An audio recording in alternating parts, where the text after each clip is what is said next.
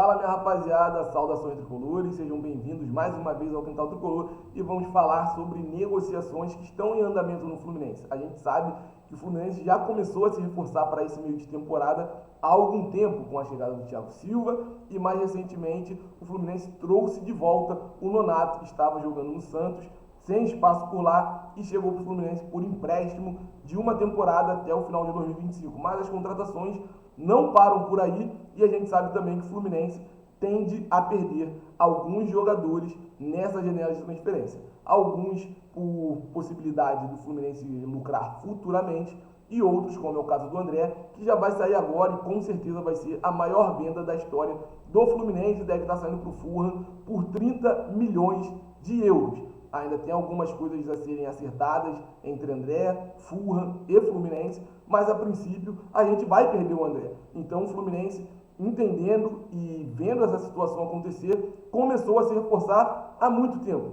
mas não parou na contratação de Thiago Silva e Nonato. O Fluminense hoje está fazendo um movimento muito interessante no mercado sul-americano. O Fluminense, que se a gente for falar em questões financeiras, não consegue competir com outros clubes aqui do Brasil financeiramente, como o Palmeiras, o próprio time da Lagoa, o São Paulo, times que hoje têm muito mais dinheiro que o Fluminense e conseguem investir bem alto para contratar jogadores. Então o Fluminense faz um trabalho interessante de continuar olhando para o mercado sul-americano e, quem sabe, encontrar boas peças no mercado que possam agregar para esse momento difícil que o Fluminense atravessa e, obviamente, no futuro possam render valores ao Fluminense, render dinheiro e lucro ao Fluminense, como é o caso de Michel Araújo, que chegou para o Fluminense pouco tempo atrás e foi vendido para o São Paulo. O Fluminense lucrou com essa transferência e como pode estar acontecendo também daqui a pouco com o John Arias. Mas a gente vai falar hoje sobre dois jogadores que o Fluminense está trazendo nesse momento. Um é atacante e o outro é zagueiro e ambos já jogaram contra o Fluminense na Libertadores. Vamos começar falando sobre o atacante Kevin Serna, esse jogador colombiano que defende o Alianza Lima. Vale lembrar que ele fez gol no Fluminense, contra o Fluminense, nas duas partidas nessa edição da Libertadores, tanto no jogo lá no Peru, quanto no jogo no Maracanã. O cara tem 26 anos, tá? E ele já marcou nessa temporada 3 gols e tem 3 assistências. Ele tem 22 jogos no ano e é um atacante, como eu falei, colombiano. Foi revelado lá no Madeiro da Colômbia e está chegando para o Fluminense para fazer sombra ou, quem sabe, brigar pela titularidade com os atacantes que nós temos hoje. O ataque do Fluminense não vive um bom momento, assim como grande parte do time. Só que o cara chega para, quem sabe, brigar por essa titularidade mesmo. E a gente tem que lembrar também que, além desse atacante, o Fluminense tem a contratação do Rigoni muito bem encaminhada. Rigoni, que teve passagem pelo São Paulo, a última passagem dele no futebol foi no futebol lá dos Estados Unidos.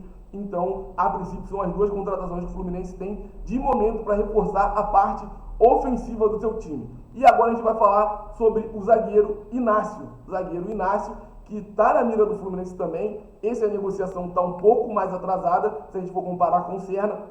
Tem 27 anos, é brasileiro e atua no Sporting Cristal. Tem 1,90 m de altura e os números do Inácio chamam muita atenção por ser um zagueiro, tá? Ele tem 61 jogos com a camisa do Sporting Cristal, anotou 10 gols e tem 2 assistências. Ou seja, é um zagueiro que pode chegar e agregar muito. E ele vai chegar para brigar por vaga com o Antônio Carlos, com o Thiago Santos, com o Felipe Melo e com o garoto Felipe Andrade. Então, Inácio estaria chegando para o Fluminense. A negociação com o Inácio está um pouco mais lenta do que a negociação com o Serna. O Serna, atacante, a princípio o Fluminense vai pagar a multa rescisória para trazer o Inácio. A gente ainda não sabe se vai ser um empréstimo, se vai ser uma negociação em definitivo. E vale lembrar também que o Inácio, no futebol brasileiro, jogou por Bahia, onde conquistou alguns títulos, jogou pelo CSA e também teve passagem pela Chapecoense. Mas parece que o cara só chamou a atenção de algum time aqui no Brasil agora, que está jogando no Sporting Cristal e que tem números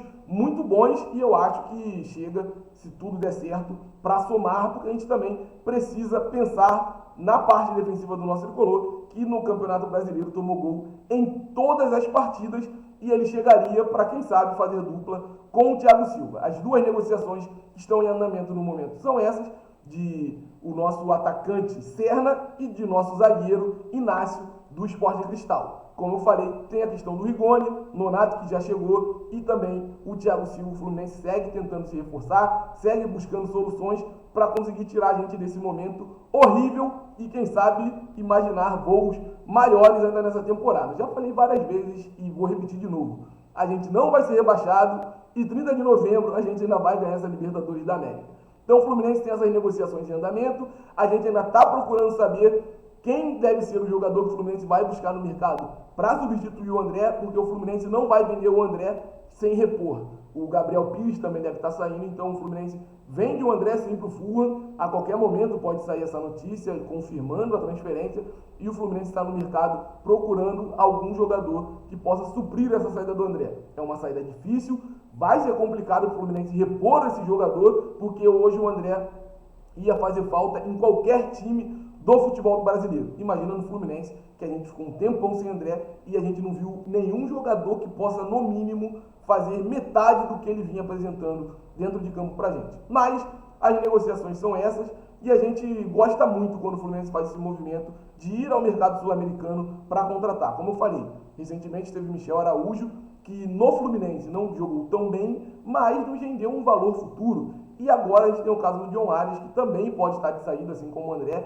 e que também vai render valor ao Fluminense, vai render lucro ao Fluminense. E vale lembrar que o John Arias, além do lucro financeiro, desempenhou um bom futebol jogando com a nossa camisa, um excelente futebol. E John Arias está na terceira final continental seguida. Foi Libertadores, Recopa e agora ele está jogando a final da Copa América, Colômbia e Argentina, que acontece nesse final de semana. O Fluminense segue tentando se reforçar, segue tentando algumas soluções para que a gente continue melhorando o time e melhorando o desempenho nessa temporada.